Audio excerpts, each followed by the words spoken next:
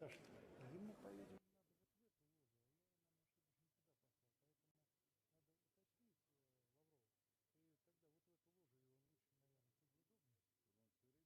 нет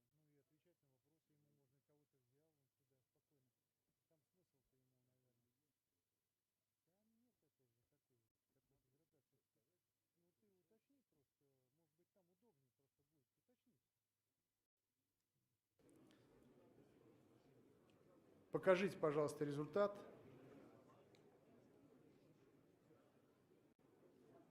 В зале присутствует 376 депутатов, кворум есть. Уважаемые коллеги, нам необходимо принять за основу порядок работы. Пожалуйста, включите режим голосования. Сергей Викторович уже сел. Подошел, все Он нормально. уже сел. Да.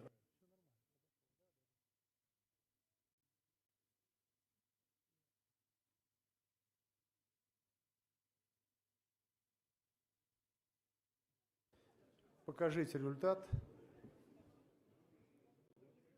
Принимается единогласно. Уважаемые коллеги, какие будут замечания по порядку работы на сегодняшний день? Есть замечания. Пожалуйста, включите запись.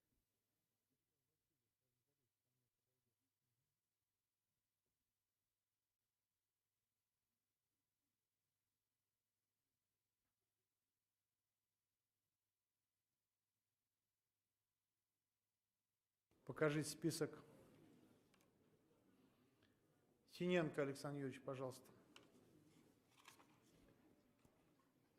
Уважаемый Вячеслав Ильич, уважаемые коллеги, просьба заменить докладчиков по двум вопросам сегодняшнего проекта порядка пленарного заседания. По 17-му пункту вместо Сазанова прошу доверить мне доклад по первому чтению. А по 23-му вопросу вместо Радченко доклад сделает Титенкин Дмитрий Дмитриевич, заместитель министра природных ресурсов. Коллеги, нет возражений? Нет, принимается решение. Пожалуйста, Крашенинников Павел Владимирович. Уважаемый Вячеслав Викторович, уважаемые коллеги, мы предлагаем по пункту 14 доложит Брыкин Николай Гаврилович. По 14-му. По 24-му предлагаем перенести на 8 февраля. И просим 29-й вопрос, уважаемые коллеги, поставить после 12-го вопроса 13-м вопросом в связи с тем, что мы пригласили коллег из ЦИК, поэтому просим его немножко приподнять. После 12-го вопроса поставить это законопроект первого чтения. 13-м вопросом. Спасибо. Уважаемые коллеги, подождите. Демократия – это процедуры, нормы, правила. А вы начинаете кричать, Николай Васильевич. Подождите. Уважаемые коллеги, есть возражения? Есть возражения. Пожалуйста, включите микрофон Николаю Васильевичу Коломейцеву, фракция КПРФ. Спасибо, уважаемый Вячеслав Викторович, уважаемые коллеги. Но мне кажется, что вот группа подрыва стабильности в стране, она продолжает свою работу. Нет никакой необходимости ни в ДЭГах, ни в МЭГах, ни в внеучастковом голосовании, ни в досрочном голосовании. Поэтому мы считаем, что этот вопрос, он не своевременен. И учитывая важность и необходимость выступления Сергея Викторовича и его занятость, надо приступать к рассмотрению повестки. Спасибо. Уважаемые коллеги, давайте мы с вами поступим следующим образом. Методом исключения. 3 предложения прозвучало от Павла Владимировича Крашенинникова. У вас по 2 первым предложениям вопросов, понимаю, нет. Замена докладчиков, содокладчиков. Нет. Коллеги, нет возражений у других? Нет. Соответственно, принимается ваше предложение. Есть у вас возражения по 29-му вопросу, по переносу, так? Вот, об основных гарантиях избирательных прав и права на участие в референдуме граждан Российской Федерации. Соответственно, Павел Владимирович, вы предлагаете после 12-го рассмотреть. А, Николай Васильевич, вы предлагаете сегодня рассматривать? Оставить там, где есть. Оставить соответственно, на том месте, где находится этот законопроект. Коллеги, ну, учитывая, что в порядке поступления давайте мы обсудим предложение Крашенинникова, так же, как вы вносите предложение снять с повестки, и мы ставим на голосование, также мы обязаны поставить в соответствии с регламентом предложение Владимира Владимировича Крашенинникова перенести рассмотрение данного вопроса на февраль. Так, Павел Владимирович? Вы на какое время предлагаете? На 13-ю позицию предлагаете? Пожалуйста, Павел Владимирович. Да, спасибо. Я еще раз повторю. Мы предлагаем, с учетом того, что мы пригласили коллег из ЦИК, вот, мы предлагаем его чуть-чуть повыше поднять и поставить его после 12-го вопроса. 12-й докладывает коллега Кашин, и мы не претендуем на компетенцию КПРФ и такого замечательного комитета. Но мы предлагаем его поставить 13-м с тем, чтобы рассмотреть его с участием коллег из ЦИКа. 13-м вопросом. Спасибо. Коллеги, вот у нас для этого Совет Думы существует. Когда мы берем с вами вопрос заведомо требующий обсуждения, начинаем вносить в повестку уже текущего заседания изменения, понятно, к чему это приводит. Приглашенные могут прийти и ко времени рассмотрения 29-го вопроса, когда до него дойдем. Но если у нас нет здесь консенсуса, мы уже изначально, даже там, где можно достичь договоренности, начинаем с вами создавать проблему. Это на будущее. А сейчас ставится предложение Павла Владимировича Крашенинникову перенести 29-й вопрос для рассмотрения на более раннее время, поставив его в повестку 13-м. Коллеги, ставится на голосование. Кто за? Включите режим голосования.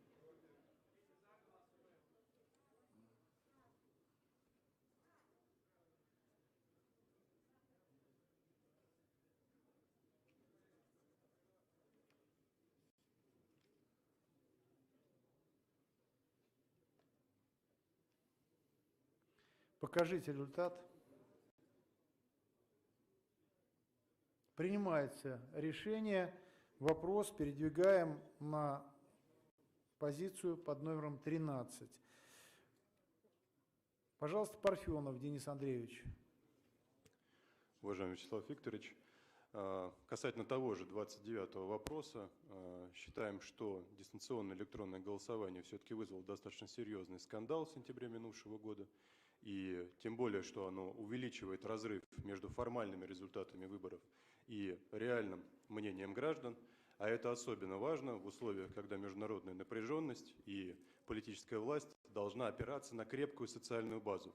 В этих условиях представляется целесообразным вообще не рассматривать сейчас этот вопрос. Предлагаю снять его из повестки.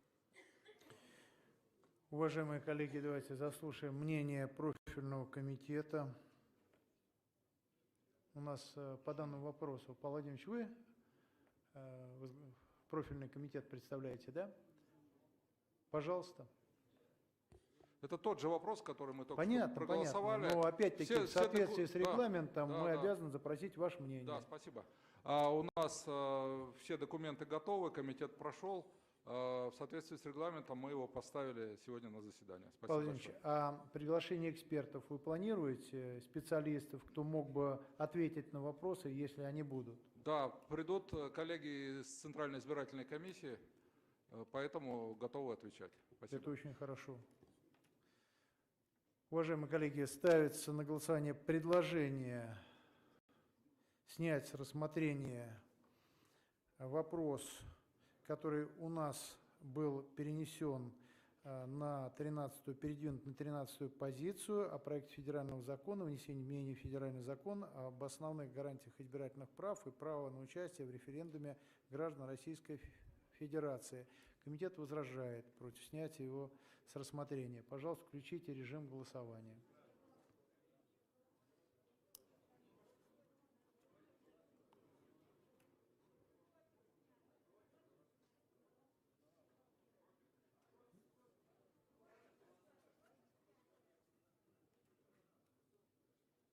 Покажите результат. Отклоняется предложение коллеги Парфенова о снятии данного вопроса с рассмотрения в сегодняшней повестке. Уважаемые коллеги, мы обсудили все предложения. С учетом принятых решений ставится на голосование порядок работы в целом. Пожалуйста, включите режим голосования.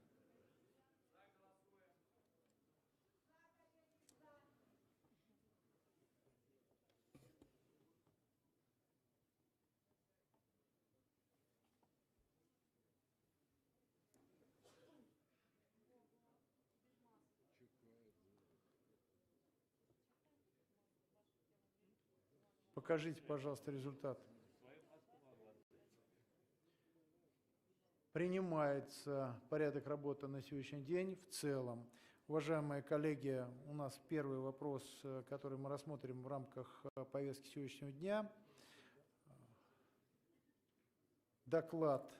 The first item on our agenda is a presentation by Foreign Minister Sergei Lavrov on Russia's foreign policy. Let's welcome the Foreign Minister of the Russian Federation and give him the floor. Mr. Lavrov, you have the floor.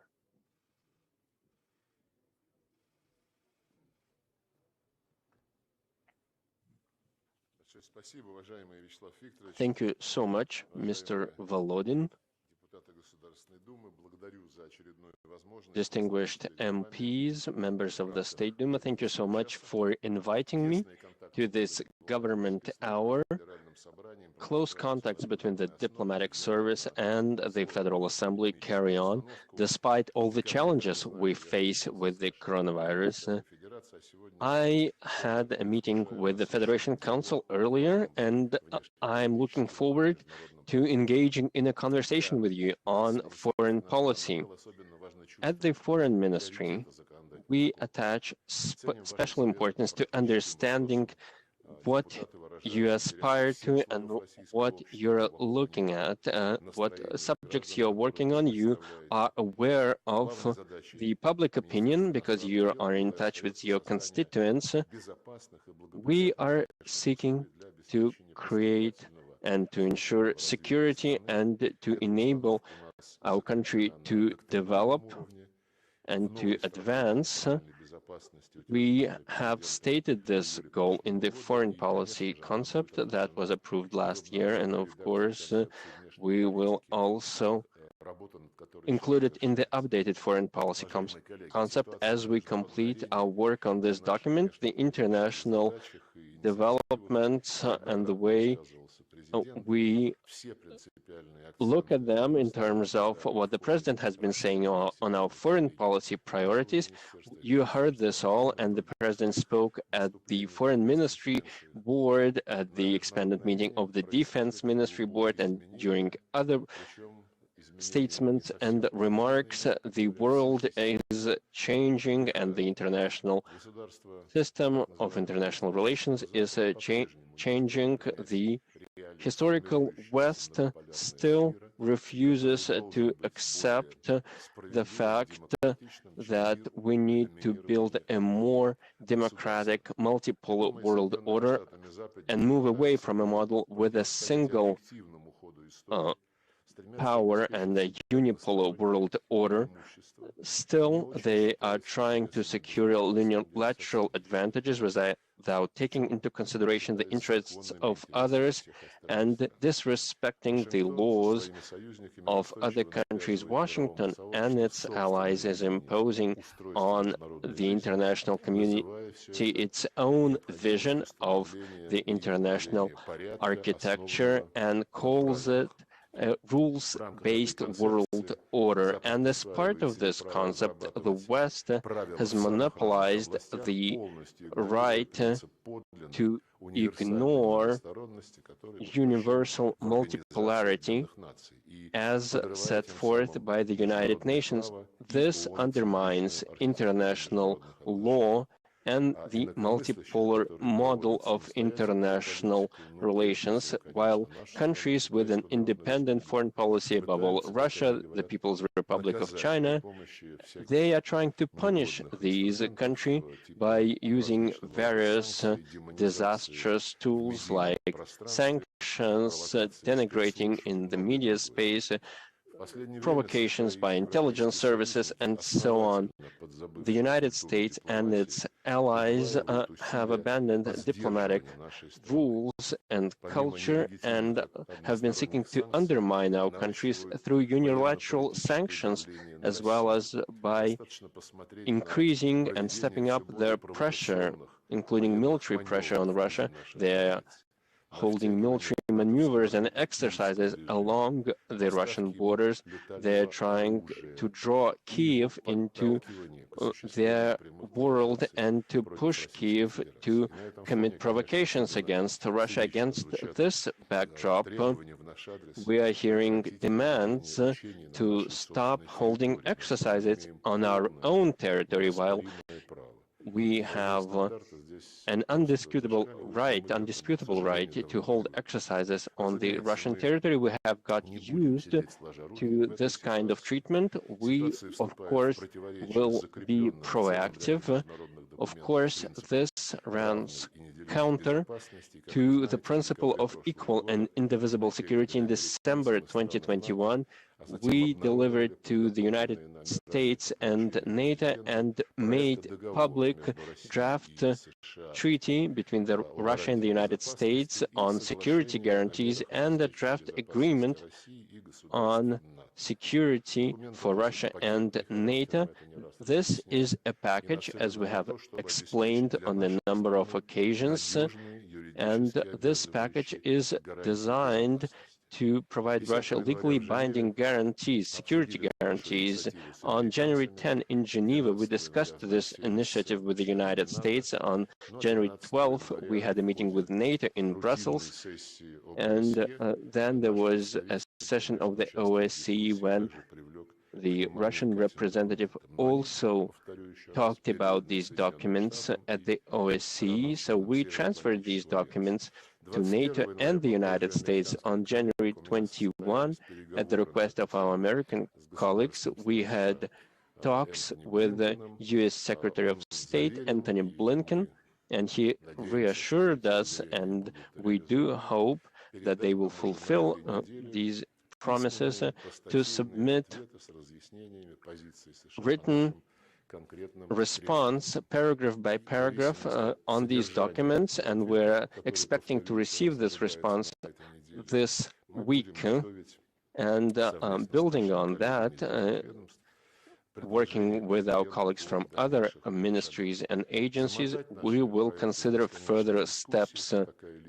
We will not allow any attempts to water down our proposals or to postpone any the response or the discussion indefinitely through calls to draw the European Union in this process, among other measures. So if there will be no constructive response and the West persists in its aggressive policy, as the President has said, we will take the appropriate measures to respond.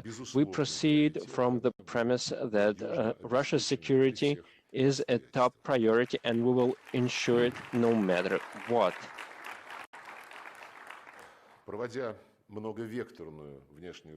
Russia has a multifaceted foreign policy. We have been using this term since early 2000s. We have never focused only on the West as a source of challenges and threats. The world is not centered around the West. It's not a unipolar world. Many countries share our principled approaches, and a lot of countries do not share the values preached to the United States.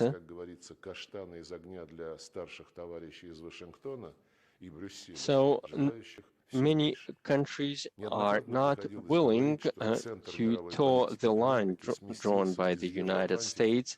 The center of economic gravity has shifted from the West to Asia. Russia is the largest Eurasian power. So we have this vast Eurasian space, and it is largely thanks to Russia's efforts that the Eurasian Economic Union has been developing and expanding its international ties. We are working together with the CIS countries on trade facilitation, among other things. We have quite some successes in building the Union State of Russia and Belarus. So this is a day-to-day effort. We're working with our allies within the CSTO to come up with collective responses to the challenges we face, considering the unpredictable developments in Afghanistan. The effective operation carried out by the CSTO in Kazakhstan to stabilize the domestic situation after what happened there with the help of outside terrorists. This showed that the CSTO is a mature and effective organization. Another example of 21st century relations is the strategic partnership between Russia and China. We have elevated it to an even higher level than just a military and the political partnership. We're expanding our ties with India and with many partners in Asia-Pacific, including the emerging economies of the ASEAN group. All this creates prerequisites for delivering on the objectives set by President Putin to build a greater Eurasian partnership. We see it as a broad and wide-reaching cooperation framework, and that should serve as a basis for Eurasian architecture of security. It must be inclusive and open to all the countries of our Eurasian continent. We are developing our ties with African countries. The second Russia-Africa summit is expected to take place this year. We are also developing our ties with Latin America, which is another very important center of the multipolar world that is emerging, and there is a lot of promise in working with Latin America. One of the key features that guarantees security in the world is Russia's involvement in the UN Security Council, which contributes greatly to strategic stability across the world, and our efforts to promote President Putin's proposal to convene a P5 meeting, the meeting of permanent members of the Security Council at the highest level. On January 3rd, 5 nuclear countries released a statement on preventing nuclear war and preventing a nuclear arms race. This document was drafted at Russia's initiative, showing that Russia does not seek confrontation, but dialogue, mutually respectful dialogue for finding a balance of interests that would be just. Our priorities at the UN is also about improving cybersecurity by drafting a universal convention on fighting cybercrime. There is quite a lot of potential for promoting these efforts with our partners, including with the United States. We are also proactive in other multilateral frameworks like the G20, the BRICS, the Shanghai Cooperation Organization, and by working in these frameworks, we reinforce mutual trust. It is through this lens that we see our participation in the Russia-India-China format that remains relevant for all the three participating countries. We are seeking to facilitate a peaceful resolution of conflicts in various regions, be it in Nagorno-Karabakh, Syria, Libya, Afghanistan, the Israeli-Palestinian conflict, the situation on the Korean Peninsula, and around the Iranian nuclear program. This improves the situation around the world and establishes Russia as a reliable and predictable international partner. I would like to emphasize and put a special emphasis on what is happening in southeastern Ukraine. We believe that only by fulfilling the Minsk package of measures, this is the only way to getting out of this crisis. This document has been approved by UN Security Council resolution, and it became international law. There needs to be direct dialogue between parties to the conflict, Kyiv, Donetsk, and Lugansk. We constantly call on the United States, France, and other Western colleagues who can influence the Kyiv regime to pressure Kyiv into fulfilling the Minsk agreements. We will oppose any attempts to shift the blame on Russia for the lack of progress on the Minsk agreements or to present Russia as a party to the conflict, as our Western partners have been trying to do recently. We continue to work along other foreign policy lines. We will continue to try to unite the multi-confessional, the multi-religious and multi-ethnic Russian world. Will continue to support investment projects that involve Russia abroad, and of course we will continue to pay special attention to the promotion of the Russian language and to promoting Russian culture. Especially urgent right now is to fight the falsification and rewriting of history, specifically the history of World War II and the Great Patriotic War. We oppose all attempts by anyone to glorify Nazism and Nazi Germany, and every year in the UN Security Council there's a vote that we promote to fight the glorification of Nazism, and every year this vote is completed in favor of approving this resolution. We will continue our efforts in the fight against the COVID-19 pandemic. We'll continue to develop the healthcare system to help overcome the various ramifications of this pandemic. And naturally, we'll continue to use public diplomacy to improve relations with countries. Again, the challenges, the goals set by our president are really challenging, but we are interested in improving everyday neighborly and friendly relations with all countries of the world. We will continue to support all constructive projects launched by the various bodies of the Russian government and this specific body as well. Thank you, Mr. Lavrov. You can take the seat. Now I would like to give the floor to Mr. Morozov.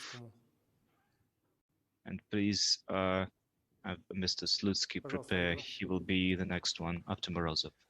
Уважаемый Вячеслав Викторович, Сергей Викторович, коллеги. Mr. Lavrov, Mr. Volodin, as you know, our committee uses parliamentary control instruments to look at how various laws are implemented, how parliament resolutions are passed, the process of which various norms and laws are being prepared and discussed and passed. We could continue to talk about this, talk about the various timelines,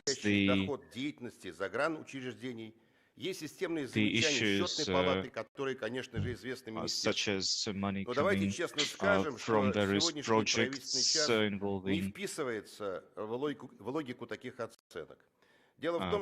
foreign investment. Вероятно, чаще, чем по другим вопросам, определяет свою публичную позицию именно по широкому кругу внешнеполитических проблем. Более того, именно внешнеполитическая площадка и деятельность российского МИДа становится, как правило, полем для политического консенсуса всех фракций. Достаточно упомянуть позицию по урегулированию Приднестровского конфликта. It is the Russian Foreign Ministry that is a platform that allows to solve many issues. Remember Transnistria, for example, where we could protect the rights of Russian-speaking peoples and protect our Russian history. A year ago, the State Duma made a decision to prevent, to oppose double standards when it comes to the policy of interference in other countries' domestic policies. There are main directions of the Russian foreign policy, and so today's government hour is not just dedicated to specific bodies of the work of the specific bodies of the Russian government, but to our support of the general line of the Russian policy.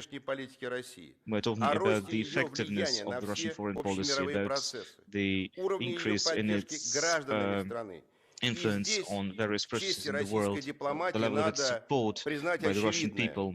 And we have to admit one thing: our influence in the world is growing. Russia is at the center of the international agenda, and without taking into account Russian position, we cannot imagine any single major issue to be considered by anyone. So, speaking on behalf of this committee, I would like to say one thing.